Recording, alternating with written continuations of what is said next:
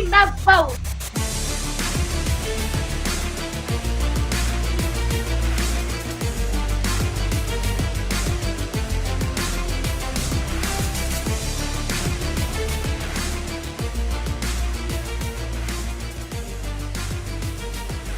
Court is in session with Ryan in Sacktown on If You Don't Like That. Now, Ryan in Sacktown. Oh, must be Rhino.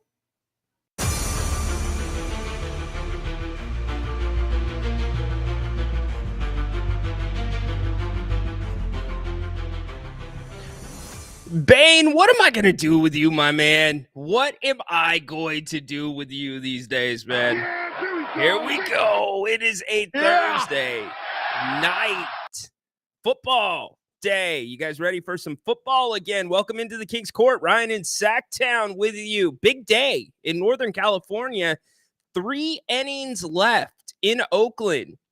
3 innings left for the Oakland A's for sports, professional sports in Oakland. Crazy. We've got that in the rundown. Also, big news coming out of Sac State. We're going to talk about that as well. Get you guys, look at, okay, you know, this show, what am I going to do with you guys? I mean, really, Bane, Friday, we made it. Adam, Haunted Horse segment. Yeah. And then we get Adam doubling down. He's probably not going to be here tomorrow. Adam, are you going to do a segment from SmackDown here on the King's Court? You do have commitments, Adam. You know, the King's Court sending you to be the correspondent in Oklahoma City. Let me know, buddy. But a lot going on. In fact, Grant's going to be back tonight, 8 o'clock. Or not 8 o'clock. What am I saying? He's going to be back at 4, getting you ready for Thursday night football. Dallas Cowboys. Yeah, get ready for a big dose of this. Yeah, here we go. You're going to get that and Al Michaels. The kickoffs. Yeah. Why do you even do the kickoffs? What? Kickoffs? It makes no sense. Just put the ball in the third. Yeah, you're going to get a lot of that tonight. That's okay. I expect it to be a good game. In fact, I'm going Giants in this one. And I think there's actually some really good games this weekend that we'll break down as well. A lot going on, too, in college sports. You have another player redshirting, a 5-star commit at USC, D lineman. Nope, backing away from the table. And another guy leaves UNLV. Does it have to do with NIL? Probably not. It was a running back. But that story continues to develop. We were kind of on the front end of it yesterday talking about this is just the tip of the iceberg. It really is. These are going to be precedent-setting moments in the NCAA with NIL, how schools handle this going forward. Anyways, Grant back 4 o'clock today. Make sure you're here with him. He'll be taking your calls. And we're brought to you by Bennett's Westside Grill. You guys know that. Get to bennettsrestaurants.com. Make sure you make your reservations for brunch this weekend. They got the special going on. I know this guy's excited, not for Bennett's, but he is excited for Sac State. We've got a lot to talk about with Sac State, Doran. I was surprised by that news. And congratulations, too. I still think your eyes are a little bit bigger than your stomach reaching for the Pac-12 right now. But definitely a big day for Sacramento overall. I mean, the fact that you're going to get your football stadium, at least 25,000 seats. We'll do a full rundown of that. It makes you think this thing. I speculated last night that it was not something that was well planned out because Dorian, they were in the process of doing renovations, right? They're renovating the basketball. Do we call it an arena? They're renovating the gym for the sports that are held in there.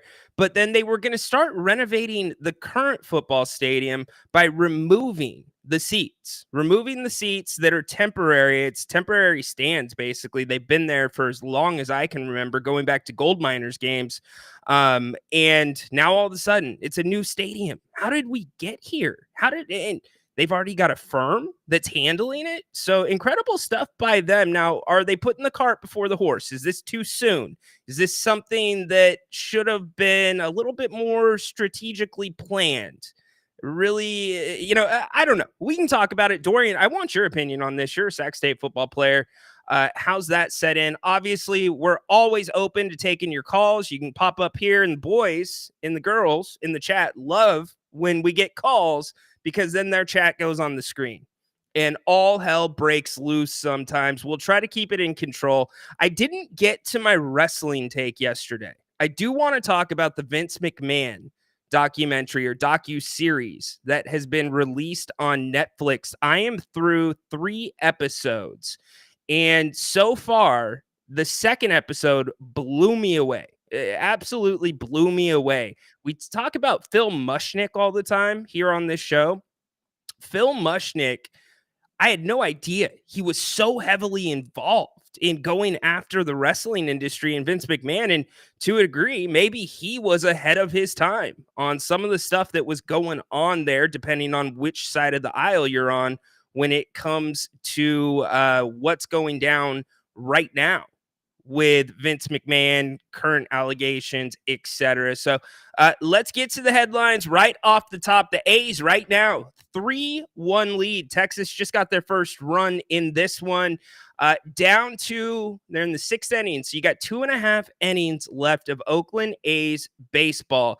And in typical Oakland A's fashion, check out the news report from this morning. And all the respect in the world to the Oakland A's fans, I'm not going to sit up here and give you a monologue about the A's because I was never a big A's fan. Yeah, there was this one time where back in the day, kids, if you're younger and you happen to stumble upon this, we didn't really have the internet. So when it came to contests, it was radio contests and it was things that you entered from magazines where you mail stuff in.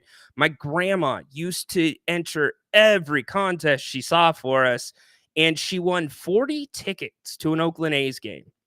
So I ended up taking our entire class. It's in elementary school. It was a great time. It was when the Bash Brothers were playing. So my memories are very scattered of the A's. I know some of you are diehards, and being there over the last 3 days has meant everything. We listened to Greg Papa yesterday, his emotional memories of his last night at the Coliseum. But this was the Coliseum this morning, and much respect, again, to the Oakland A's fans. They were getting to the parking lot before the sun even came out. But in typical A's fashion, A's are going to A's. Oh, no. Whoa, that's a problem. Bane, I need my tech guy, Bane.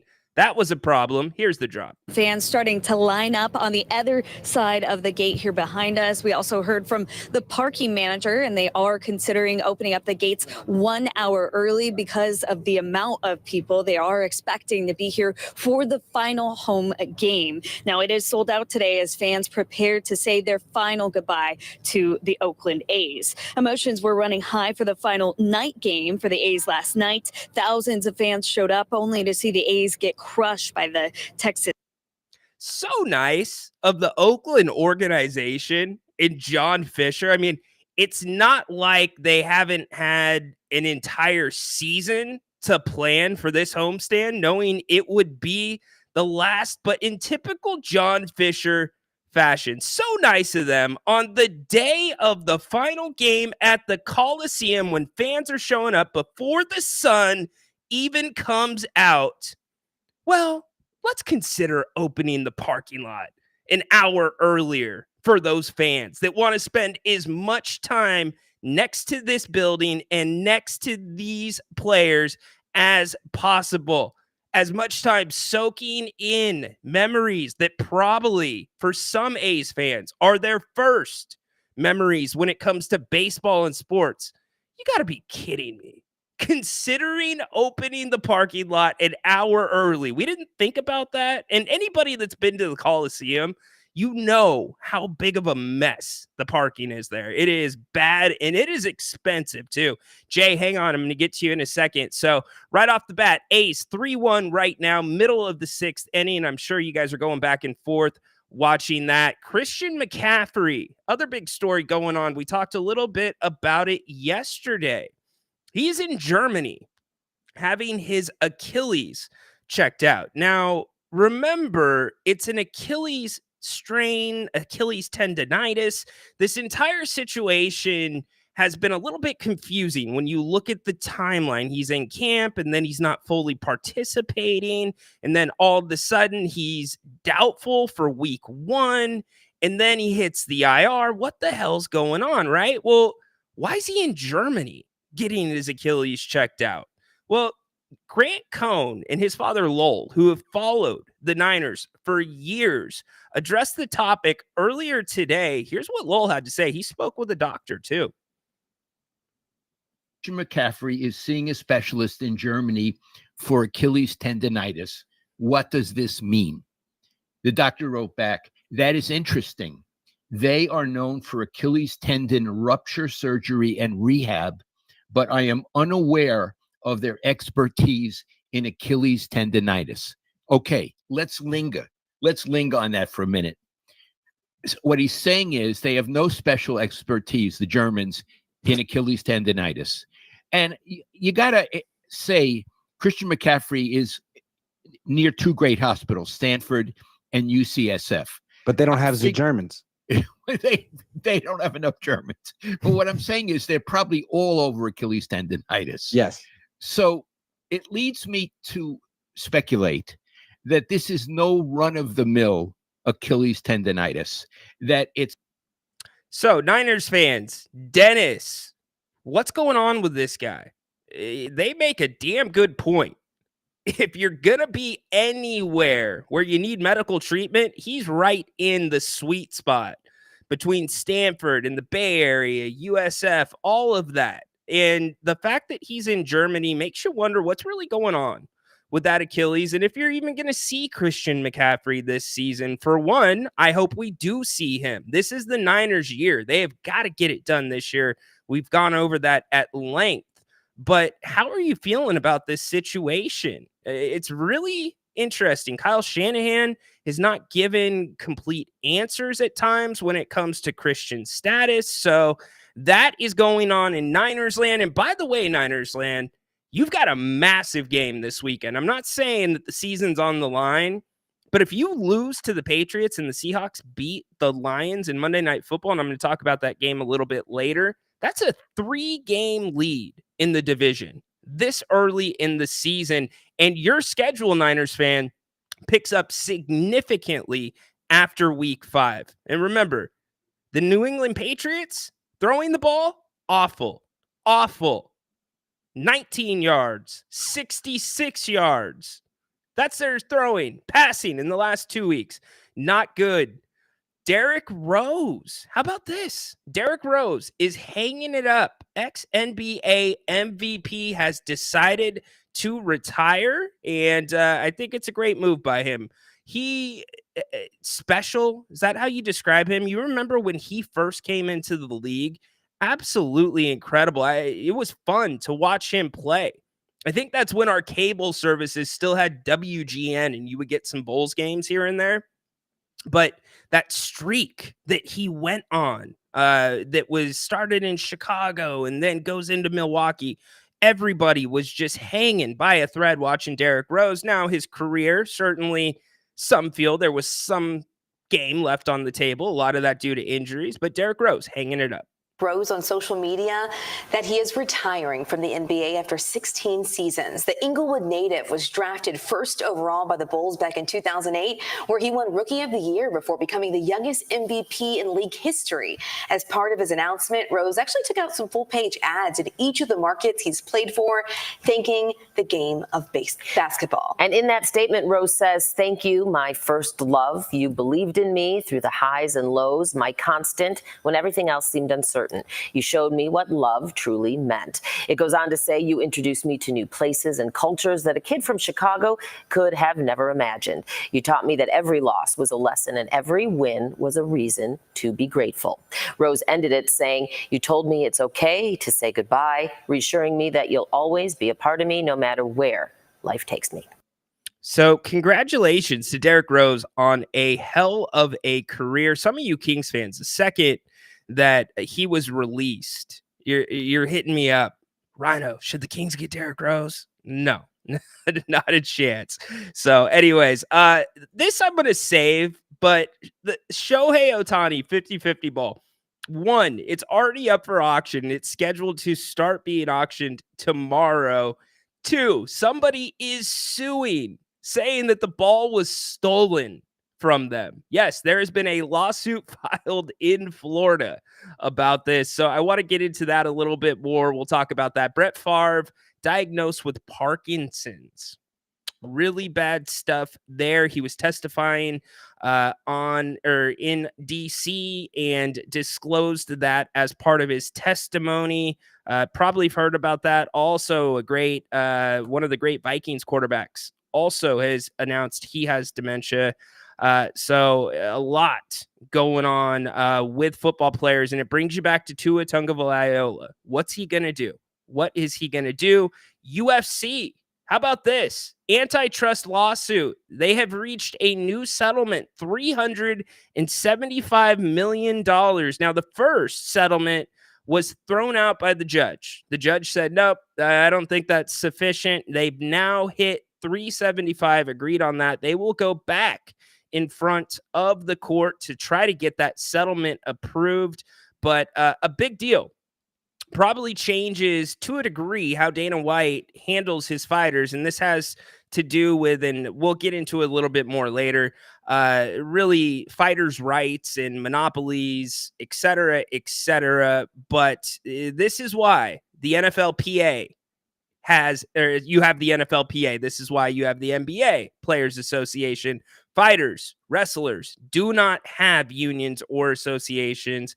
And that can get a little bit hairy for those athletes and those promoters. As I said, let's get up in here on the phones. Jay, what's up, my man? How you doing, Rhino? Great, dude. It's been a while.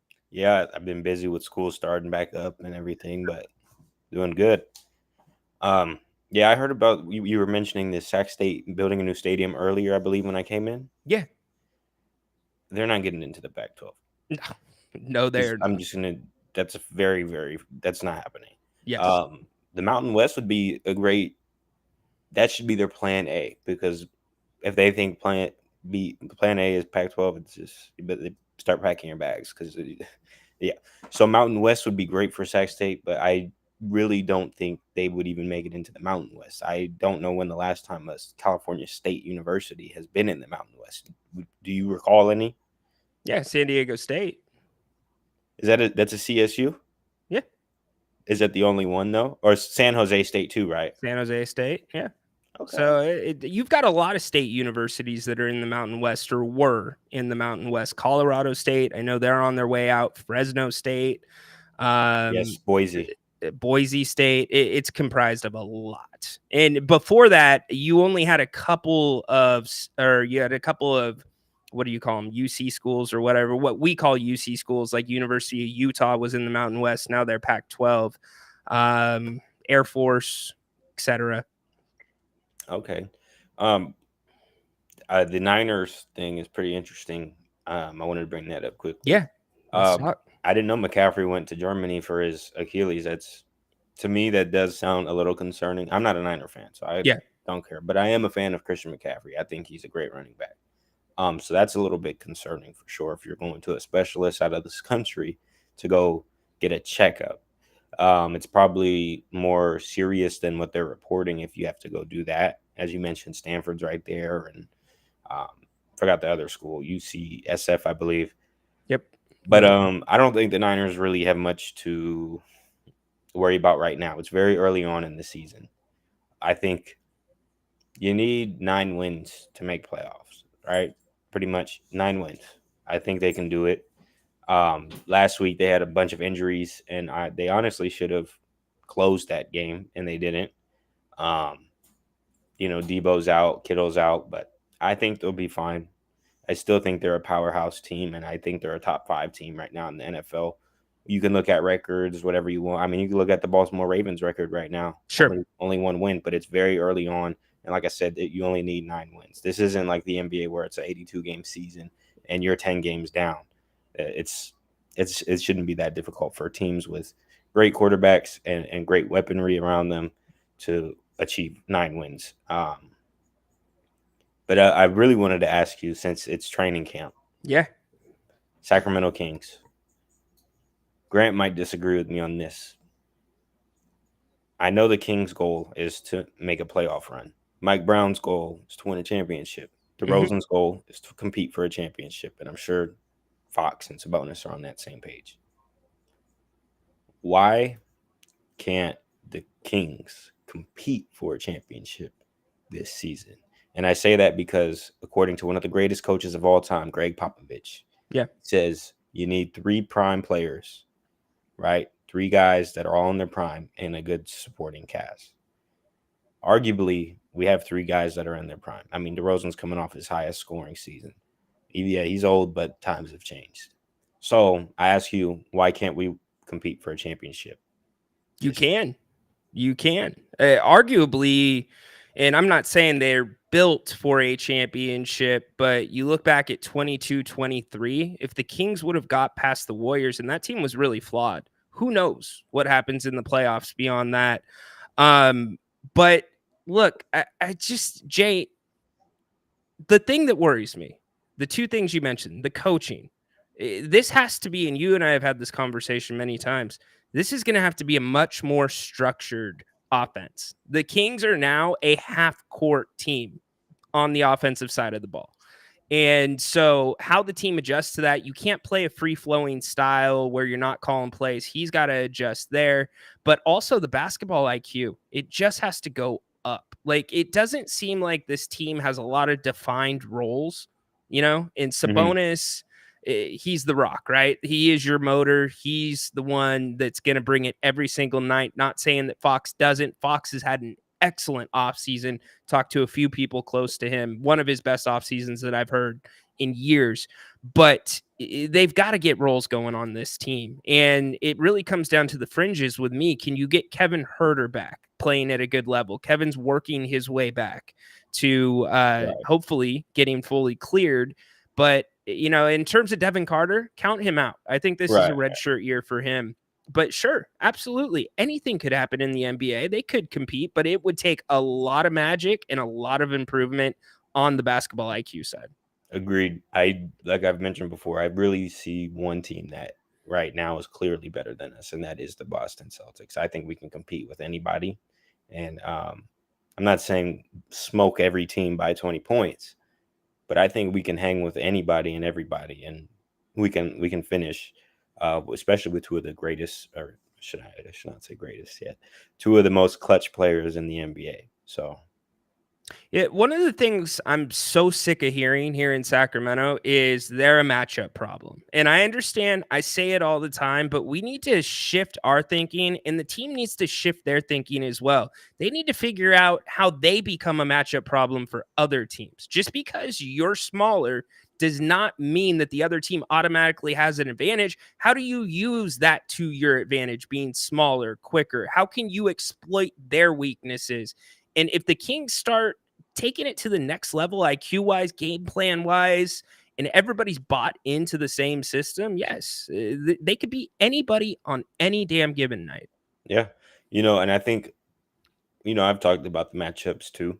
And I think a benefit with picking up DeMar DeRozan now is, although we may be smaller, right, at the 4 and 5 position, we also have a star now at each of the main positions. So we have a star at the 5, we have a star at the point guard, and we have a star at the small forward. You know, the shooting guard. I don't know if I'd say star. You got all stars. You've got a star and 2 all stars. You know, we got more than serviceable players at the main positions, right? Sure, absolutely. Run an offense. You know, I think that's going to help subconsciously, I guess you can say, with the matchups, being that we have facilitators at every main position. Any one of those guys can facilitate an offense. Yeah. So here, and I'll let you go with this. The best example that I can give from last year, that may carry over to this year with this team, is look at what happened when Keon Ellis stepped into the lineup and what it freed up De'Aaron Fox to do defensively. Steals went through the roof. The team defense got tremendously better. In fact, their net rating tripled the second half of the season, even though their record was not great. So now let's translate it to this year. You have DeMar DeRozan, and I'm going to talk more about the offensive side of the ball. You now have another facilitator, which frees De'Aaron Fox up to pick his spots and get to his spots and takes that burn rate down. Same thing with Sabonis. It takes the ball out of his hands so much and puts his butt back down low where he belongs, where he thrives. Yeah, he's going to, especially with the DHO, he'll be a lot closer to the rim now. He won't have to run a DHO, I'm assuming, as often. Yeah. Which, he's a double-double machine. So, yeah, we're going to get those Amen. rebounds that we need. Amen. Well, don't be a stranger. Good to hear from you. Hope school's going well, brother. All right. Thank you. All right. That is Jay picking us up on a Thursday. Love it. That's the thing about DeMar. Everybody wants to talk about getting to the free throw line. Everybody wants to talk about his scoring, mid-range. Nobody is talking about his passing. DeMar is such an underrated passer, and I think that is what's going to unlock that next level for the Kings. And everything has to break right. I'm not sitting here and saying they can win an NBA championship. Do they have a chance to win an NBA championship? Yes, every team in the NBA has a chance to win an NBA championship. But if things break right and DeMar is able to unlock that next level, especially with facilitating, guess what? That gets Keegan Murray back to the corners where he set the NBA rookie record for three-point shooting.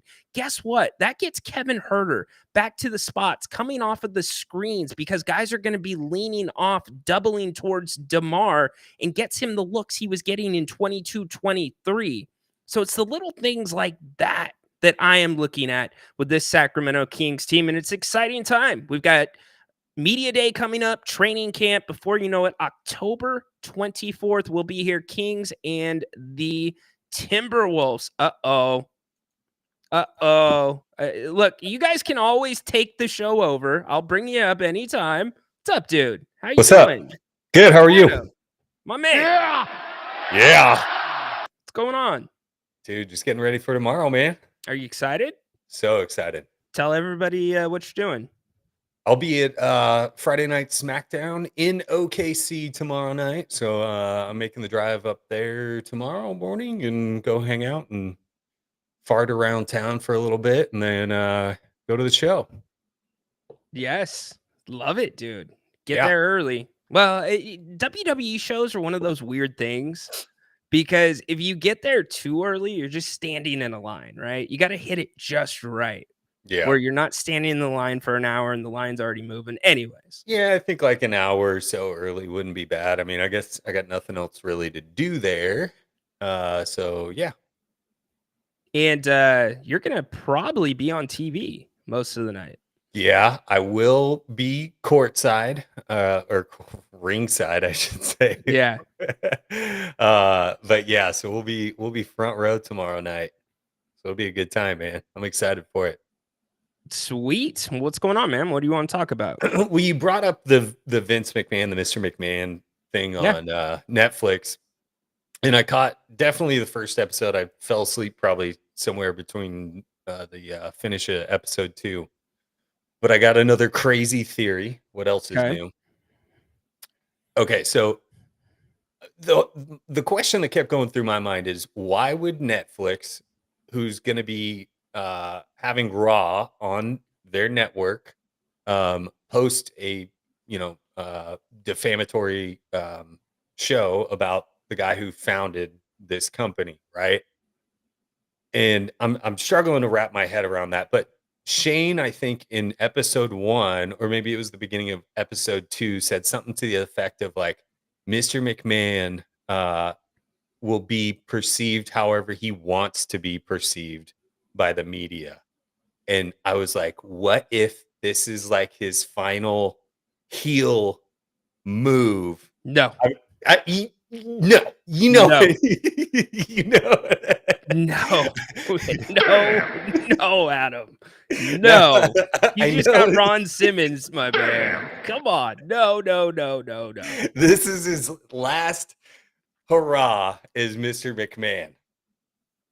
Like are you saying coming back to WWE? No. This is just his final heel story push that he's gonna throw out there to keep his name out, Okay. So relevant. for those that haven't been staying up with this, Netflix dropped a 6-part docuseries on Mr. McMahon. It goes through basically Vince's childhood all the way through his exit from WWE.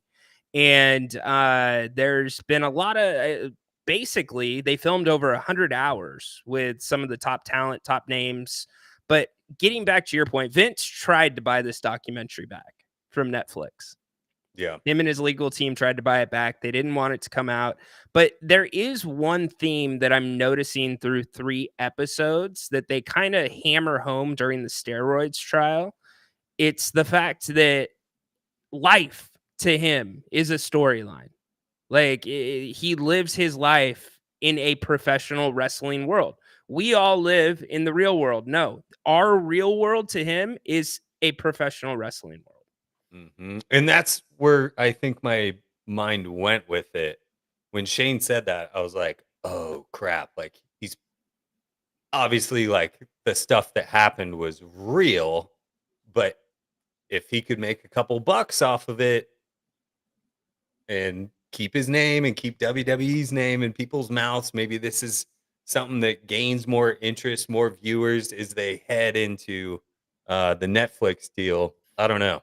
So I did talk to my buddy that works for the WWE, and I asked him a question, something that you talked about. You were like, well, why would they do this with Raw coming to Netflix? And it's pretty clear through 3 episodes, they're going to paint this as the comeback story in a completely different administration with Triple H and how things are being run and done ethically and the performers are taken care of and the schedule's right. And so it's going to be, by the end, I'm thinking, a feel-good story. And I think that was the logic behind Netflix still moving forward. But Netflix had to swerve midway through this thing Right. because this started happening real time. And I don't know if Vince should be concerned about having one more heel run. I think he should be concerned about whether or not Diddy has a cellmate right now. Because their allegations, in Diddy's case, charges are very similar. If you've been keeping up with the news, and the federal government is investigating Vince right now. Yeah. So, well, you never know. I'm not going to put it past old you know Vinnie what? Mac. Hey, I'll give you an LA night. You did. I thought you were going with he's going back to WWE, and I'm like, no chance in hell is he going back to WWE. No, I think one more moment in the spotlight. I don't know. Anyway, maybe I'm overthinking it. It's all good, man. Cool. Well, are you going to podcast about your time at SmackDown after the fact? Yeah. I'll be here tomorrow for sure. Okay. It's the show doesn't start till 7, so we should have plenty of time to crank out, a little WWE segment tomorrow. Cool. Maybe if we go a little bit early, that might be cool. Yeah, we can go front end. That's fine. Cool. All right. And then we'll get this party started tomorrow. All right. Love it, dude. Thanks for the call. Yeah, thanks for having me. Yep, of course. Adam bringing the heat. I'm glad he brought up the Vince McMahon stuff. That kind of takes care of what I was going to talk about with Vince McMahon. Go check it out. Even if you're not a wrestling fan, it's a really interesting story. And I think the only thing that I was going to point out on top of that was that Phil Mushnick, New York Post columnist, and you either love this guy or you hate this guy. But he is definitely one of those people always seeking the truth, and he doesn't matter. It doesn't matter if he ruffles feathers. He is not afraid to stand up to some of the biggest figures in sports in the world. And he definitely did that with Vince. There is a big overlapping theme about Phil Mushnick uncovering or reporting on some sexual scandals that were happening early on in the WWE that were underreported Dorian, I'm going to get you in 2 seconds. I want to set you up, though. Let's get to the Sac State news really quick, and then we'll bring Dorian on because he was a football player at Sac State. Hey, don't forget, we are brought to you by Bennett's West Side Grill in Rockland. Make sure you go to bennettsrestaurants.com. They have 3 locations. You know this: Sacramento, Roseville, Rockland, and the Blue Oaks Town Center. Happy hour tonight for Thursday Night Football, 2 to 6 o'clock. Sips and taste. They've got an amazing happy hour menu. 60 different glasses or 60 different wines by the glass. Also, weekend specials. Love them. Prime rib, Friday, Saturday, Sunday. Brunch special, 2 entrees, bottle of champagne, under $50. You can go to bennettsrestaurants.com also to get gift cards, read the menus, make reservations, book their private dining rooms. In fact, don't forget, we are going to set up when Grant's back in town. We've already been talking about it both privately and on the show, a watch party for all of us with If You Don't Like That to get together for a Kings road game. Grant and I will broadcast from Bennett's that night, and we will hang out and watch the game. So do us a favor. We're not blowing smoke up your rear. Bennett is that damn good. Just ask Dennis, as anybody in the chat that has been there. Huge thanks to Brian and the team at Bennett's for sponsoring the Kings Court today.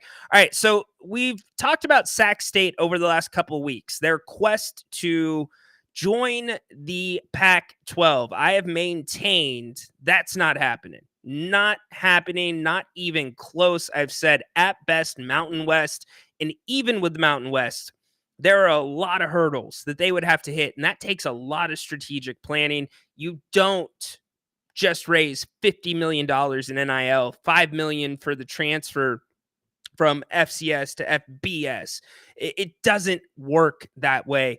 And so then today, the news comes out that Sac State, in really, to me, surprising news, because of this timeline, they announced they are building a new football stadium. Check this out. This morning, I'm immensely proud to announce our plan to build a new multi-use football stadium at Sacramento State.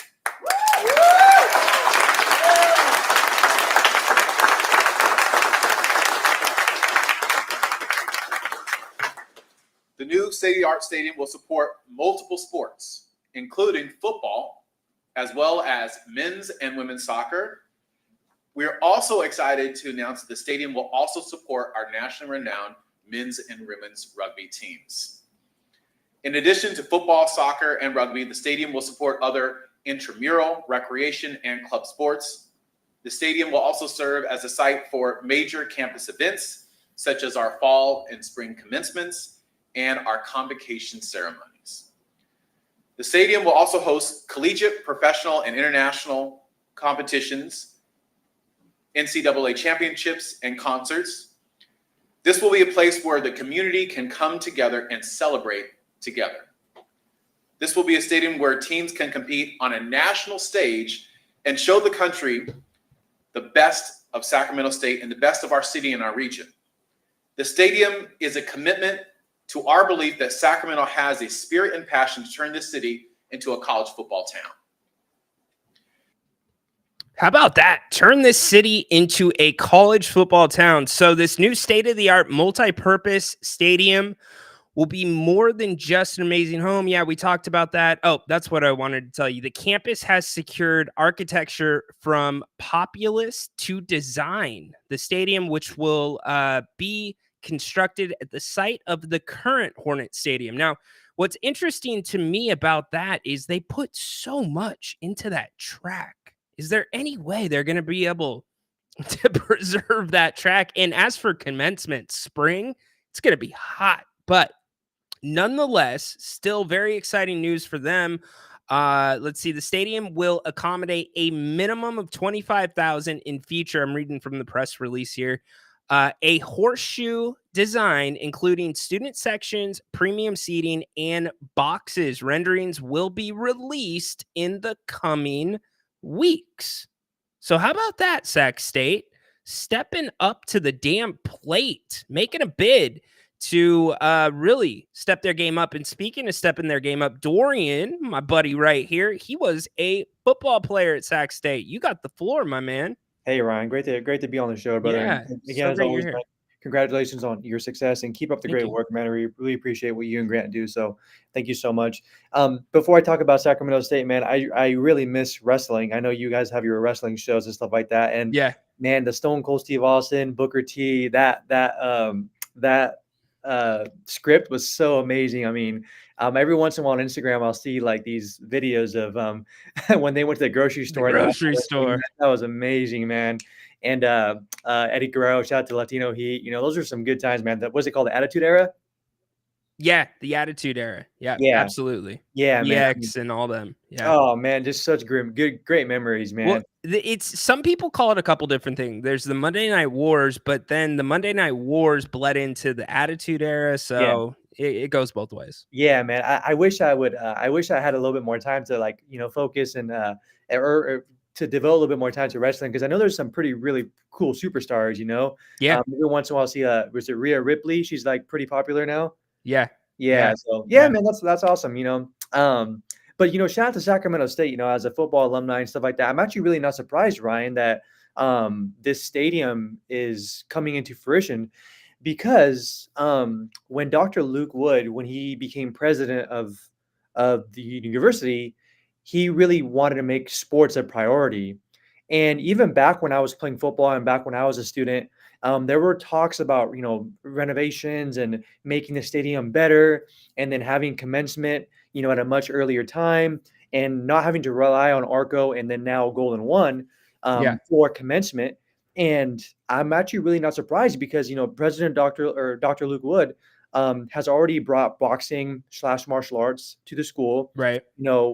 He's obviously trying to make the Nest and, where basketball is hosted and indoor sports become more popular. And just Sacramento State as a campus, man, is growing. What's going on at the Well, I go to the Well every morning, so they provide an amazing alumni membership for people that are graduates of the university. I pay $35 a month, and I'm able to use the fitness center there. So it's really amazing. I'm still attached to the university. I love Sacramento State. It was one of the best parts of my life. Are you paying $35 for the equipment or the scenery? The equipment. Okay. the equipment, brother. Just making sure. Yeah.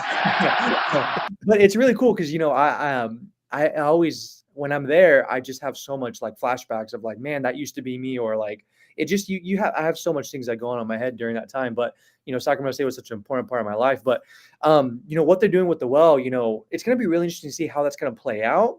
Because the fitness center, and then you're going to expand the basketball court and make it much more visual and much more aesthetic, and make it better for the NCAA basketball players to play in, and gymnastics, all these different things. Gymnastics, they just got a whole new arena. They just got a whole new building for them to work out in too. Right. So Luke Wood is really trying to make sports a premier kind of destination for Sacramento State and for people that are looking to be a part of Sacramento State. But nonetheless, in regards to them joining the Pac-12, I don't really foresee this because the first year that Sacramento State won the Big Sky Championship in football was 2019. Right. I mean, it's only 5 years later, right? They need to win. Right. In order for them to be a Pac-12 team, Sacramento State needs to win. Right now, their record is 2-2, I believe. So, they've made the playoffs the last couple of years and stuff like that. But they need to establish winning as a tradition. Back when I played, we were terrible, right? But it was really fun, obviously, to play and do all that stuff. But, in order for them to be a Pac-12 team, besides the media stuff and how Sacramento's a big media market, they need to win. Second is people need to go to attend these games. Bingo. And Sacramento State isn't a college town, right? It's a commuter campus still. Yep. And even with the growing population of Sacramento State, there's much more cooler things to do than to go to a Sacramento State athletic event, the downtown life, the Kings, the Sac Republic. I mean, there's just so much. It's not distractions, right? But there's so much more different things to do than to go to a Sacramento State athletic event. So you just hit on something really quick. You hit on something that was in the back of my mind. And there's all this talk about a stadium for the Republic, right? And something that crossed my mind, it's like, well, why wasn't there any thoughts about Sac State and possibly the Republic, or if MLS was going to be coming? I Yeah. know the situation with Qualcomm and SDSU ended because Chargers left and SDSU built their stadium. Yeah. But to me, like, to your point really quick, because Sac State over the last 5-6 years, their program has improved. And you know this, I know this from San Diego State.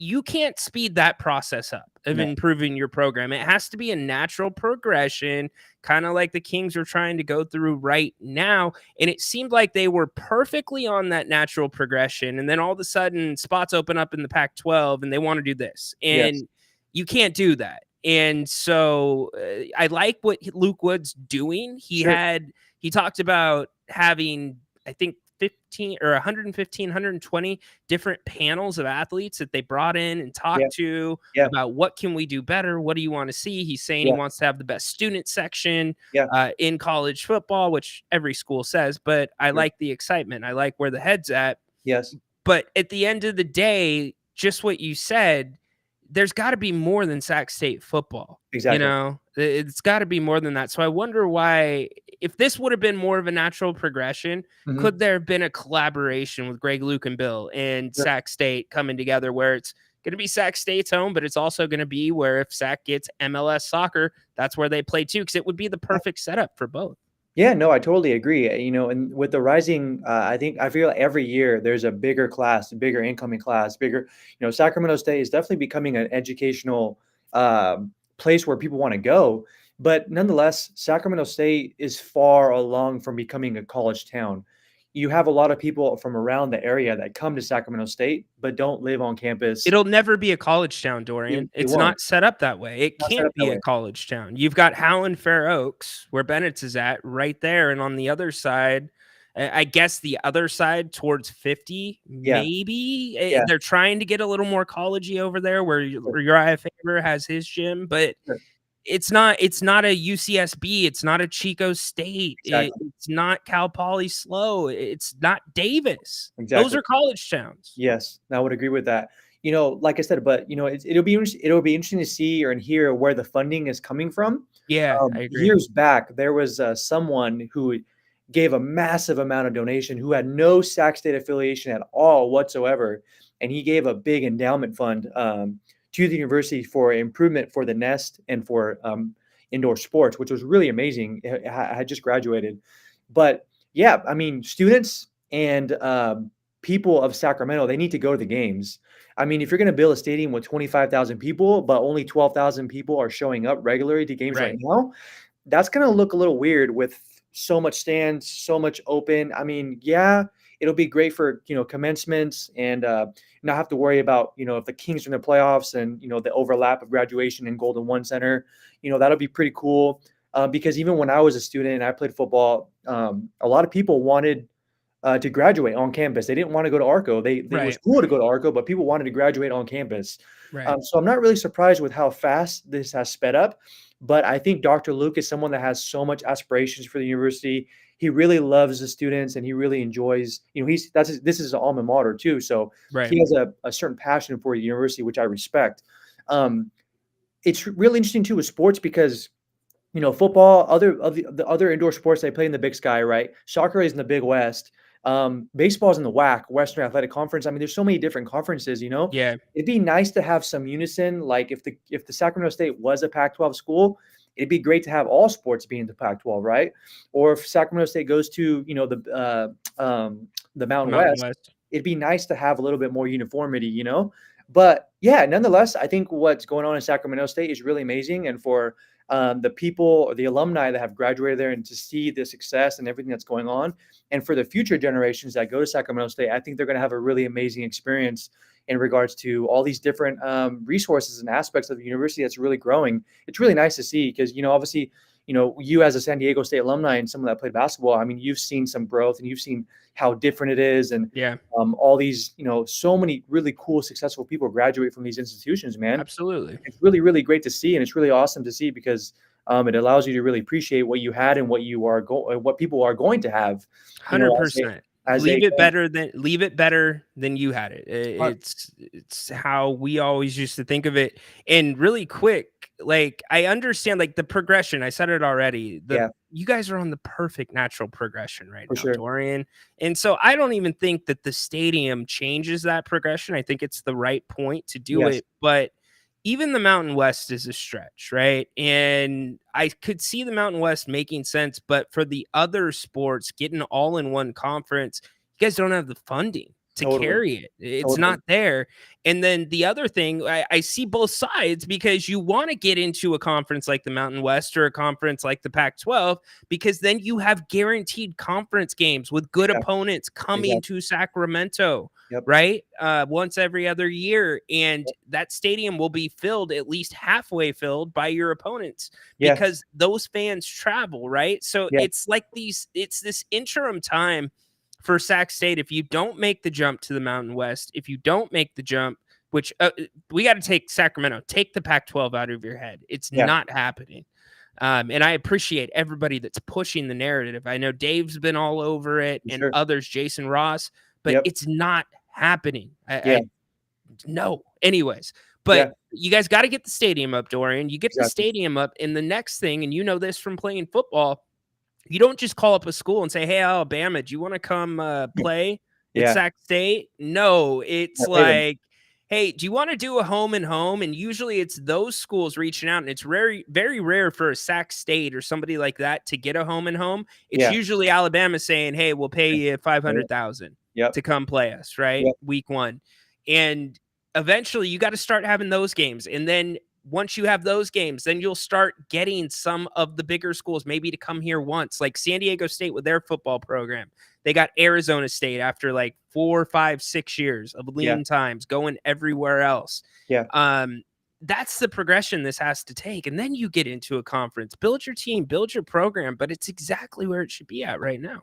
Yeah, totally. I totally agree, man. I remember enough. I don't know if I'm supposed to say this. I know we're live. You can't cut this out. But in fall 11, when we beat Oregon State, and my teammate Brandon Reed, he caught a touchdown and beat Oregon State. And then the next year we beat Colorado in Colorado. The university got around $250,000 per game for that. Because they're easy wins for these Pac-12 schools, right? Yeah. And we were coined as the Pac-12 killers. Because we beat those two teams, those back-to-back years. It was really awesome. It's really an amazing experience, man, to be in that kind of football environment, where, there's so many people there. It's like, oh my gosh, we're expected to lose obviously by a lot. And then we come in and upset these teams. It's pretty awesome. So Dorian, I can't relate to you any more than we are right now, because speaking of the progression, that's what it's about. Like for us at San Diego State, like we had Arizona come in my freshman year. And I was filming games my freshman year. I was just like barely practicing and stuff. But then my sophomore year, when stuff changed, we got to go to Texas Tech, right? And you're playing in a arena as big as Arco Arena. The fans know all the the fans that are behind our bench know all of the guys that are on the team and talking crap. It's those experiences when you're a small school and you're building that you thrive on. And guys like you that are alumni, that's the shit that you share with the next group or the group in front of you. And then they get to do something better. Like the guys that were after us, they got to go play Kansas at Kansas, right? And you build and build and build. And that's where you get to where you want to be. So share those experiences. Like that's exactly how a program is built. Bingo. Yeah, totally, man. I'm super excited for the university. And to answer Patrick, what's up, Patrick? And what's up, Adam? What's up, Dennis? Patrick mentioned or asked about the basketball team. The basketball team has kind of been up and down a little bit. They just recently had a new coach. Coach, I forgot his name, but he went back to LSU. And I think the women's finally made the tournament. I believe it was last year or 2 years ago. They finally made the tournament, which was really awesome. That was a really big step for the women's program. But nonetheless, I think it's a really amazing what's happening at Sacramento State is awesome, but people need to go to the games. They need to be able to show that there's going to be consistency in selling out or going to the games. And then also, I think it's going to be interesting to see the layout of the school and how it's going to look like, just because Sac State's kind of like in a little corner kind of. And then you have Folsom Boulevard with, Uriah's gym and stuff like that. But yeah, man, it's a really, really cool times we're experiencing right now. I really, I think Dr. Luke Wood has just amazing intentions, and I think his aspirations are just next level compared to the other couple presidents that we've had, even though they've done a really amazing job, in my opinion. But yeah, it's just really awesome to see, be an alumni, and Isn't it exciting? it really It's is. so exciting to see it build. Yeah, It's so cool. I'm so thrilled for you. yeah, Especially that you're here in Sacramento and you're around it still, exactly. And I'm because there you'll basically. always have that. Yeah, totally. And I'm there basically every morning going to the well. I mean, I don't go deep into campus, but I'm still attached to the campus, and Yeah. still a love of mine. It was such an important part of my life. I went to San Diego State one time. I was going to go be a strength conditioning coach, and I was going to go do my master's. And I went to the weight room, and San Diego State was so nice, man. I mean, man, what talk about eye candy? Like, oh man, such a beautiful place, brother. You went to an amazing layout Yeah, school. It's like right up in the hill. It's really cool. it's gorgeous. Did you go to the rec center, or did you go to the athletic? The rec center wasn't very, very nice. It looked kind of like a kind of dungeon, kind of. I don't know if that's a really good word to describe it, but I wasn't really impressed because coming from the well, the well was built in 2010, and I got to use the well for my last year of college, and man, it's so big, it's so much stuff, and I feel like Yeah. San Diego State just wasn't as cool. Yeah, the arc is pretty basic, but Yeah. the new facilities that they've, like Jacobs Hall, Okay. that was built just for the basketball program, Yeah. freaking unreal. Yeah, I bet. It's unreal. But yeah, no, it's beautiful down there, and the scenery definitely is not bad. For sure, for sure. My dad, I'm gonna get in trouble for this because I know my mom listens from time to time. Yeah. My dad was moving me in freshman year. Yeah. To the dorms. Yeah. And I was on the second floor. My dad just got stuck in the stairwells so many times, and I don't even think he was moving, and he's just looking around. Yeah. Because you had girls that were living across the hall from you in our dorm. It For sure. was, wasn't like a male or a female dorm. And he That's finally turns to me, Dorian, he's like, I'm paying for you to live here. Like, are you serious? That's awesome, man. So, but So yeah. many good experiences. That's so cool, man. It's crazy to see, now I'm 31 now, like to be older and to like see these things, like it's really unique for everyone that goes to college or is watching or even thinking about college. I mean, it's not for everyone, but you make it what you want it to be, joining clubs, and maybe you get to play sports and stuff like that. But it's such an amazing experience, man. It's Amen, brother. really awesome. Yeah. Good talking to you, man. Same to you, Ryan. Appreciate you, man. Keep up the good work. Be well, Dorian. Dorian, bringing it. Love it. Absolutely love it. So there's your Sac State segment. Dennis, my man. Dennis, you have not been to a Stockton Kings game. You got to get down there, Dennis. Get to Stockton, my friend. Here's why. This is why I say get to Stockton, especially last year. You missed out last year. But they put on a really good product. You can be close to the court for a much cheaper price than you will pay in Sacramento. And if you have kids, by the way, it's perfect for your kids because there'll be a name or two that they recognize if they're Kings fans. And on top of that, it's I don't want to say it's intimate, but it's awesome. It's so interactive.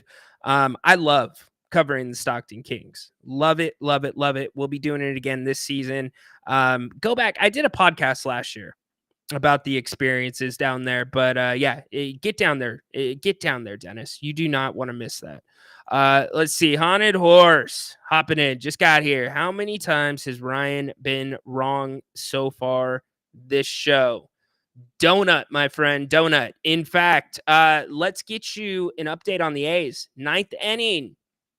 A's up 3-2. 3-2 in the 9th inning. If you want to go check that out, check that out. I had so many more things that I wanted to get to. Yeah, exactly right now. So we're going to sign off the air. Go get you some A's. Get a little break. Come back. 4 o'clock. Grant's going to be right here getting you ready for Thursday Night Football. I've got the Giants tonight, if you're wondering. I've got the Giants. The Cowboys, only 1 sack last week. Or wait, let me make sure I said this right. I got my game notes. A couple of stats that stick out for me. You've got 2 guys for the Cowboys that are doubtful in the in the defensive backfield. I think that hurts them. Although the Giants have a DB out that is really important to what they do, Jenkins, I believe.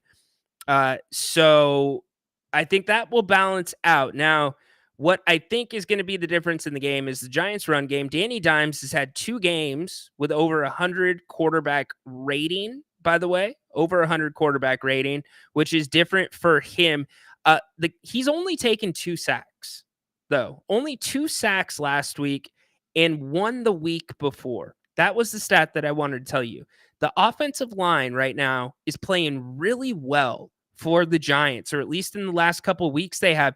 And conversely, the defense for the Cowboys has been awful. The last 2 weeks, they've allowed a league high 7.7 yards per play. Their secondary, as I said, banged up. That's going to play into it. And they have gotten no pass rush whatsoever the last couple weeks. So to me, I think that, in fact, last week, 0 sacks. The week before that, only 1 sack. I get the Giants probably don't have an answer for CeeDee Lamb. I get it's a divisional game, but I've got a feeling tonight that it is going to be the New York Giants winning this one. Not saying that just because I work with Grant.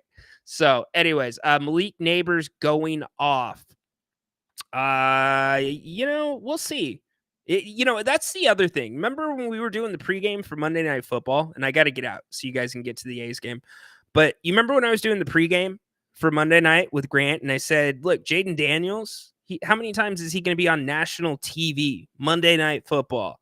He's going to ball out. He did. And I think Malik Neighbors will do the same tonight as well. So Adoree Jackson, that's right. He is questionable. So there you go. All right.